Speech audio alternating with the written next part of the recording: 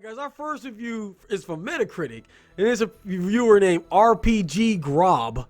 RPG Grob. These names are getting worse and worse and worse. Anyway, RPG Grob, I can't even say his name. He gave the game a 3. And Shadow of the Colossus a 3. And RPG Grob said, not sure what was harder, the bosses or the goddamn camera. Now, he didn't say that, but I gotta agree, man. The camera, I will get into that later, guys. You have to dance with your fingers to get the angles perfectly, or you'll go falling 50 feet. All you do is fight about a dozen huge monsters, then the game ends. Whoop-de-freaking-do. Feels more like the world's slowest boss rush mode. The world's slowest boss rush by Shadow of the Colossus. It takes forever to beat a boss. I mean, if you're really good at the game, if you're fighting it, I mean, you can pretty much beat each Colossus within like 15 minutes if you're really good. But the problem is you'll be fighting the camera more than you'll be fighting the bosses. Now, I love this game, but the camera is the worst I've probably seen in a video game. But there's worse out there. I'm pretty sure there's way worse games with really bad cameras. Resident Evil. Sorry, Capcom. I know you've been taking a lot of heat lately. Alright guys, our next username is MissRed1, and we've seen her before. She gave Shadow of the Colossus a 1, and MissRed1 said, after 20 minutes of playing this game, I had to quickly turn it off. That was me in Sonic and the Secret Rings.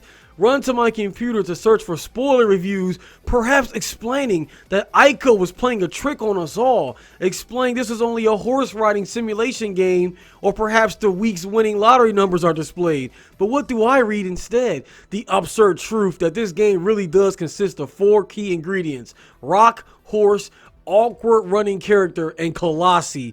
Even funnier are all the flamboyant, exuberant exclamations, clearly from guys unaccustomed to actual art, as their vision has been blurred from the terrible games they are playing. As a female, allow me to illuminate. The Shadow of the Colossus is not art or a game. How could anyone possibly stake that claim when Bethesda created vast expanses of playable art long ago before Ico's failed experiment? MissRed1, I believe you are what I would call big mad. You aren't little mad, you are big mad. But she has some pretty good points. I mean, her review is actually pretty complex, but the game is really artistic. As you guys know, I'm really all about artistic games.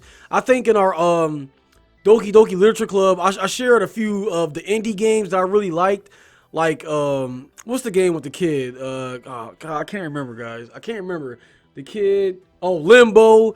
This game's like Limbo. And this one game Markiplier played called, I think it's called One Chance. Something like that. But I really like those artistic games. But I don't know. It's all up to opinion. Art is subjective. So it's up to you whether you like the art or the game or not. Alright guys, our next reviewers are using NotACareBear. NotACareBear gave Shadow of the Colossus a 0.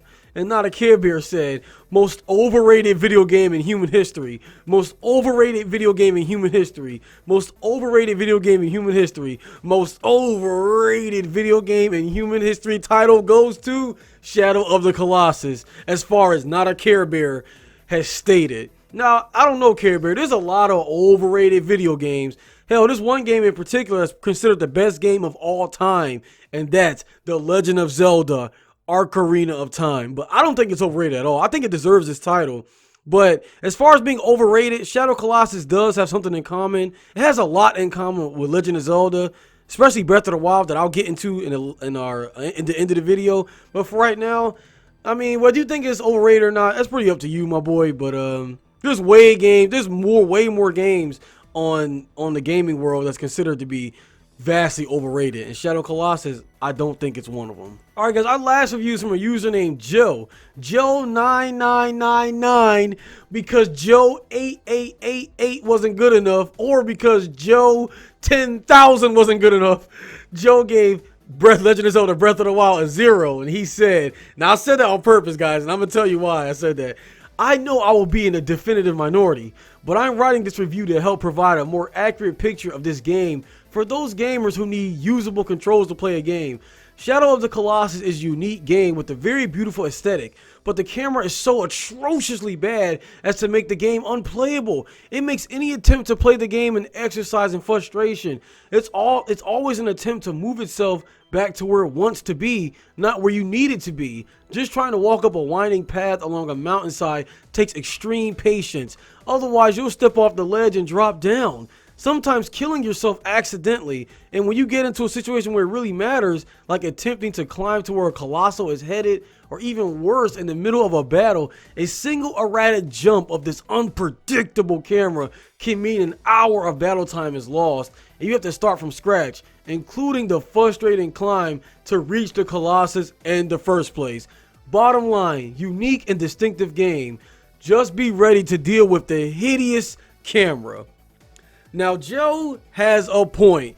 Guys, I like this game, but I must reveal the truth. I did not finish Shadow of the Colossus.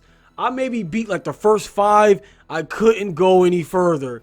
And I love artistic games. I mean, I truly love art and anime and video games.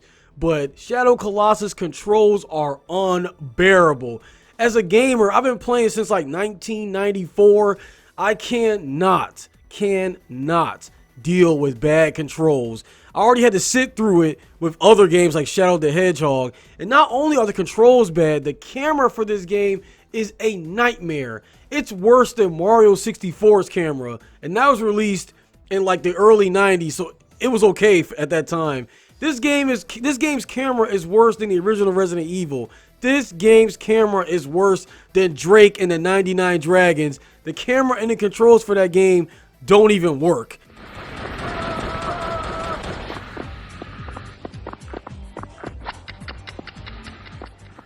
Moving on to the next point I was trying to make. Breath of the Wild. You can clearly see that Breath of the Wild was inspired by Shadow of Colossus with Link's climbing and jumping. Except the thing is, Nintendo has mastered good controls. So Breath of the Wild controls really fluid and smooth. You climb easily. But in this game, climbing is such a hassle. So even though Shadow of Colossus was, of course, it's inspired by Zelda, Zelda is also inspired by Shadow of Colossus, especially Breath of the Wild. I'm pretty sure it set the template for it. Either way, both games are good, except I could actually play Breath of the Wild, and I couldn't play Shadow of the Colossus. Anyway, guys, that about wraps up this review. This episode was pretty crazy because it's so much controversy around art and games. You know, should a game sacrifice originality and distinctive art to be a great vision, but if the game controls are bad, is the game really good? It's kind of like graphics. It's kind of like graphics over control, you know. A lot of games are shiny and beautiful, but they have no substance. So it's kind of like, it's pretty complicated, guys. This is a very complicated subject. I could tell like a 50-minute video on this subject, probably 2 hours, but I'm not getting into that. Hope you all enjoyed this video.